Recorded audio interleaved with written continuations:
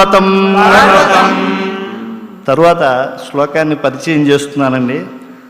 చాలా ఉద్వేగం కలుగుతుంది ఎటువంటి వారికైనా ఈ శ్లోక భావాన్ని విని పారాయణం చేస్తే. సచచాల అచలశ్చారు ముహూర్తం కపిపీడిత తరుణాం పుష్పితాగ్రాణం సర్వం పుష్పం అశాతయత్. ఆంజనేయ స్వామి వారు మరి పర్వతాన్ని నొక్కి పెట్టారు కాళ్లతో చేతులతో అని చెప్పి చెప్పుకున్నాం కదా. అప్పుడు ఆ పర్వతం అచలము అంటే చెలించనిది అనేటువంటి పేరు కొండకి. కానీ ఈయన బలానికి ఒక్కసారి ఆ పర్వతం చెలించిందండి.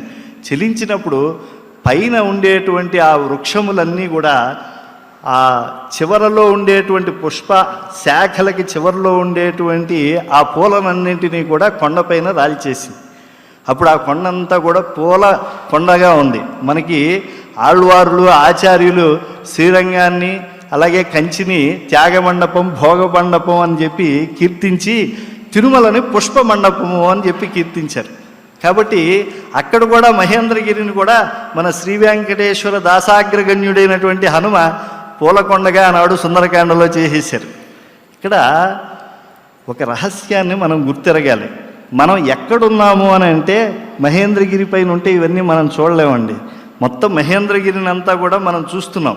చారణ చరితే పథి మనం ఎక్కడున్నామండి? శ్రోతలము ఈ యొక్క పఠితృజనమైనటువంటి మనం ఎక్కడున్నాం? పైన నుంచి చారణలు ఎక్కడ ఉంటారో అక్కడి నుంచి మనం చూస్తున్నాం. కాబట్టి కింద ఏం జరుగుతోందో హనుమంతుడు ఏం చేస్తున్నాడో మనం చూడగలుగుతున్నాం. ఈ భావంతో సుందరకాండలో మనం ముందుకు వెడుతూ ఉండాలి. పైనుంచి చూసాం హనుమ ఒక్కసారి ఈ పర్వతాన్ని ఆయన బలంతో కదిలించాడు. ఒకసారి ఎగరటానికి ముందు అలా కదిలించేటప్పటికీ ఆ వృక్షములన్నీ కూడా పుష్పితములై ఉన్నాయి. ఆ పుష్పములన్నింటినీ కూడా ఒక్కసారి అలా రాల్చాయి. శుభసూచకము. ఎందుకంటే మన మనస్సుకి పుష్పం అనేటువంటిది ప్రతీక. అందుకే మనం మంత్రపుష్పం భగవానుడికి పూజాంతరంలో ఇవ్వటం జరుగుతూ ఉంటుంది. కాబట్టి ఈ పుష్ప సమర్పణం అనేటువంటి ద్వారా మనం గ్రహించిన సత్యం ఏమిటంటే ఈ కొండ మన శరీరం అండి. ఈ కొండ లోపల శక్తిని జాగృతం చేసుకోవటం అనేటువంటి యోగ భూమికలు ఈ శ్లోకంలో ఉన్నాయి.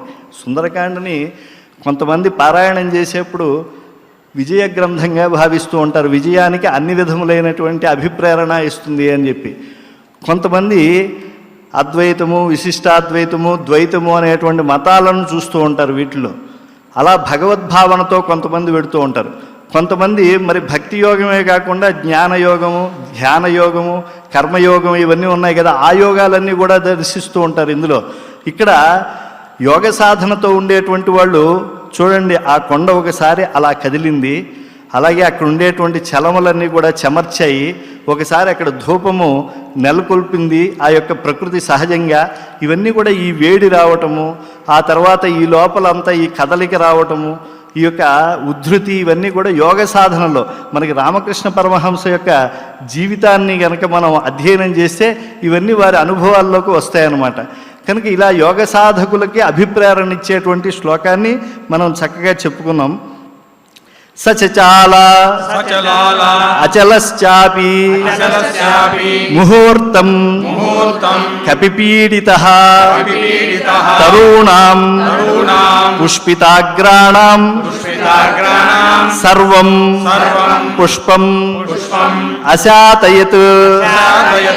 సచచాల అచలశ్చాపి ముహూర్తం కపిపీడితః తరుణాం పుష్పితాగ్రాణాం సర్వం పుష్పం అశాతయత్.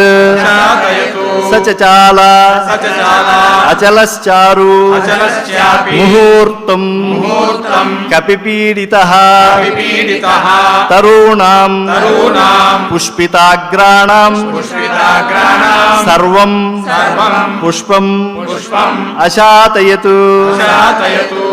ఇలా ఆంజనేయ స్వామి వారి ప్రయాణంలో ఉండేటువంటి ఆ యొక్క వేగాన్ని, ఆ ప్రయాణంలో ఉండేటువంటి ఆ యొక్క పవిత్రతను, ఆ ప్రయాణంలో ఉండేటువంటి ఆ దీక్షని, ఈ మూడు మహాత్మ్యాలని కూడా మనం అనుశీలనం చేశాం.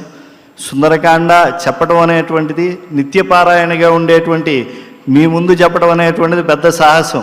ఎందుకంటే సమయం దృష్టిలో ఉంచుకుని కొన్ని విషయాలే మనం చర్చించుకుంటూ ఉన్నాం. అయినప్పటికీ ఎన్నో వైజ్ఞానిక, ఆధ్యాత్మిక, మంత్రశాస్త్ర రహస్యములకు మూలమైనటువంటి ఈ సుందరకాండ పారాయణం 6 నెలల పాటు జరుగుతుంది అని చెప్పి మనకి చక్కగా ఉపదేశాన్ని ఇచ్చారు కనుక